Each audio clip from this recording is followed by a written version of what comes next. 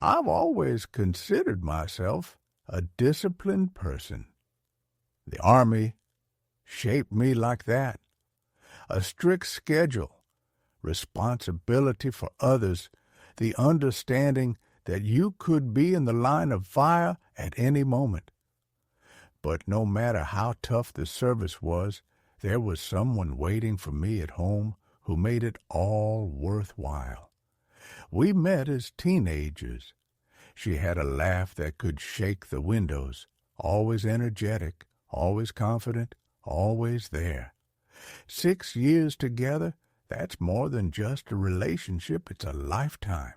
We dream of a family, children, our own home. That fall, I complained about my upcoming deployment to Iraq. I knew it was coming sooner or later, but the news still hit me hard. I remember the nurse in the kitchen with her that evening, cups of cold coffee, the dim light, her eyes shining with tears. "Maybe you can find a way to stay," she whispered, as if afraid the very thought might change everything. "You know I can't," I replied. "It's my duty, and it's only a year." She sobbed and snuggled into me. I stroked her hair and thought, "It's okay. We'll get through this. When I get back, everything will be better." We made a plan. While I was gone, she would move in with her friend in another state. The place was cheap, only $300 rent. All the money I sent her would go toward paying off her debts. When I came back, we'd be debt-free and able to have a baby. I thought that would be the fix. On the day of our departure, she rode through the airport, clinging to me as if letting go would mean losing me forever. "I'll wait for you," she whispered. "We'll start all over again," I promised. I believed every word she said. The first weeks of separation were trials for us. But I felt her love even across the ocean. She wrote long messages, expressing the same way her friends grudged her, how she missed me. Sometimes she cried into the phone, sometimes she joked, but she always repeated, "I'm waiting for you." These calls saved me. There, in the desert heat, amidst the constant tension, her voice was an anchor. But gradually, something changed. At first, she began to show up rarely. Then her long messages turned into short ones. "Everything's fine. Tired. Love you." One day, I waited all evening for her call.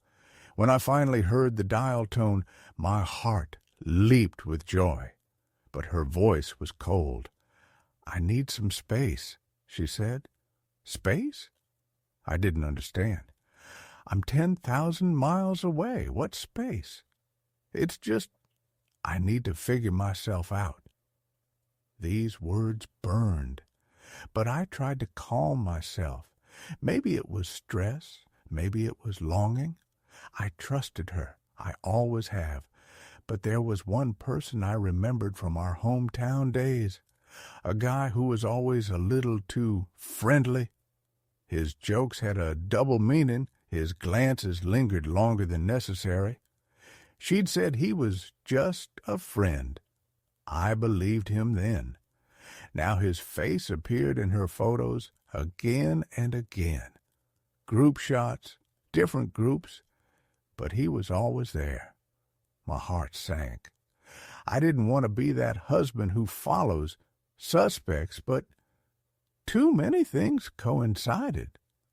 I hesitated for a long time, but finally did something I never would have thought to do.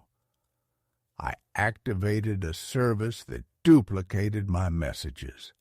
A second, and remember the text message she received or sent, appearing on my screen. I trembled when I first saw it incoming.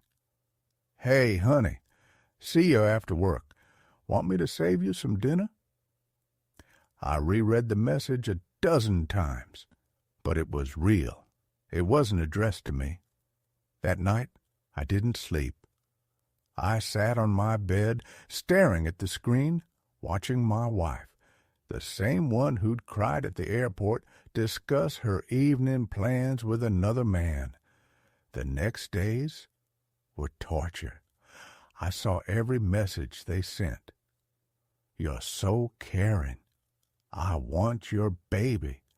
You're better than him in everything. Every word tore a piece of my soul out. I lost 35 pounds in a week. I refused food. I refused sleep. My comrades in the army began to worry, but I couldn't tell them. I tried to talk to her directly. "Are you cheating on me?" I asked in our rare calls. "No." She looked at me evenly. "I'm just busy. I love you." I remained silent, knowing that at that very moment her phone was lying next to another man. After 2 months of existence, she finally confessed. Not with tears, not with apologies, but with cold confidence. "Yes, I'm dating him. He's better than you. He understands me. He does what I want." I listened to her words and felt something break inside me. Meanwhile, my money, a secret drop of sweat, a secret night under fire was spent on her entertainment. She paid off her debts, bought clothes, got tattoos with him. "I love you," transfigured onto their skin. That night, after my confession, for the first time I felt not only pain, but also anger, hot, burning. And somewhere deep inside, a thought was born. She would pay for this. The night she admitted everything, something inside me snapped. It wasn't loud or explosive. No shouting, no broken plates, no punches to the wall, just silence. The kind of silence that feels like standing in the middle of a battlefield after the smoke clears and realizing you're the only one left alive. She had said it so casually. "He's better than you, in bed, in life. He gives me what I want." The words echoed in my skull like bullets ricocheting off concrete. For 2 months, I had lived like a ghost starving myself, shaking through nights of insomnia, forcing myself to go on patrols while my insides twisted with dread. And now she had confirmed what I already knew from every stolen text and every photo she posted. I didn't cry that night. I thought I would. I thought I'd collapse into a heap and sob until my body gave out. But instead, I felt cold, numb, and in that numbness, something sharp began to form. A plan. Our finances had always been shared. She depended on the money I sent, my deployment pay, hazard pay, bonuses, everything. She was supposed to be saving it, paying off debt, preparing for our future. Instead, she was using it to fund her new life with him. The tattoos, the clothes, the dinners, even the shows they attended together, it was all paid for by the blood and sweat I left in the desert. I couldn't stop her betrayal, but I could stop feeding it. So I froze the account. Every last cent, I changed every password banking, utilities, even Netflix. And I didn't use anything obvious. No birthdays, no pet names, no anniversaries. I locked it all down with military jargon and slang she'd never understand. When I finished, I sat back and looked at the screen. For the first time in months, I felt a flicker of control. She didn't know it yet, but the ground beneath her feet had just turned to quicksand. It took less than a week for the first cracks to show. she called. Over and over, I ignored them all. Then she texted, long paragraphs dripping with fury. "You've created a problem for me. Fix this. You have to fix this." I almost laughed. I created a problem? She was sleeping in another man's bed, spending my money, wearing his initials on her skin, and I was the problem? A few weeks later, word reached me through mutual friends. Her car had been repossessed. The one she loved, the one she bragged about, gone. Not long after that, she was kicked out of her friend's place. Rent wasn't getting paid. Bills were piling up. She had to sell her prized collection of shoes and designer purses just to scrape by. And the best part? I wasn't lifting a finger.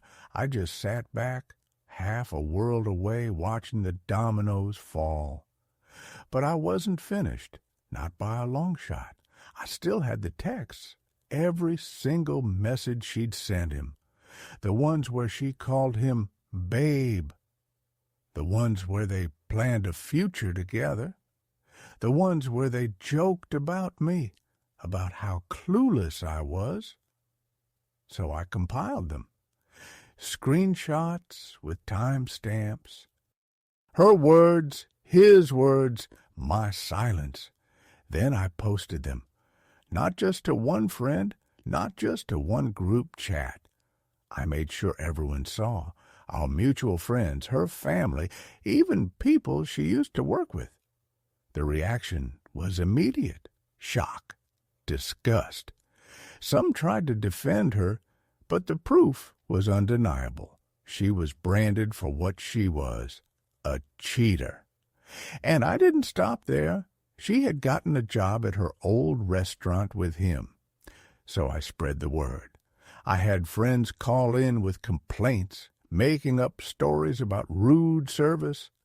Others went to dine and dash, walking out without paying. Eventually, management had no choice. She and her lover were both fired. One by one, I stripped away every piece of the life she had tried to build with him. She tried to fight back. At one point, she even called my command, claiming I had abandoned her and left her with nothing. But my commander knew the truth. He'd been through something similar himself. He let her words fall flat. Then, about a month before I came home, she called me from a new number. She was 5 months pregnant with his child. She cried over the phone, begged me to tell her what to do. She claimed he had screamed at her, threatened her. She said she didn't know where to go. I listened quietly, and then I said the only words I could. Sorry, not my problem anymore. That was the last shred of connection snapping between us. But karma wasn't finished with her. Months later, she called again, from a mutual friend's phone this time. Her voice was broken. He hit me. I don't know what to do. And I, for the first time, felt nothing. No sympathy, no pity. Just a hollow calm. Maybe, I told her, you shouldn't cheat on your husband when he's deployed for someone who only talks a big game. She tried to twist it back on me. So you're happy this happened to me? No, I said, but I'm glad I know I wasn't the bad guy in this story. The following month, the cycle completed itself. She discovered he was cheating on her with 2 other women, the same way she had betrayed me. Her words were soaked in regret. I'm sorry. I ruined everything. I fucked it all up. All I said was, yeah, you did.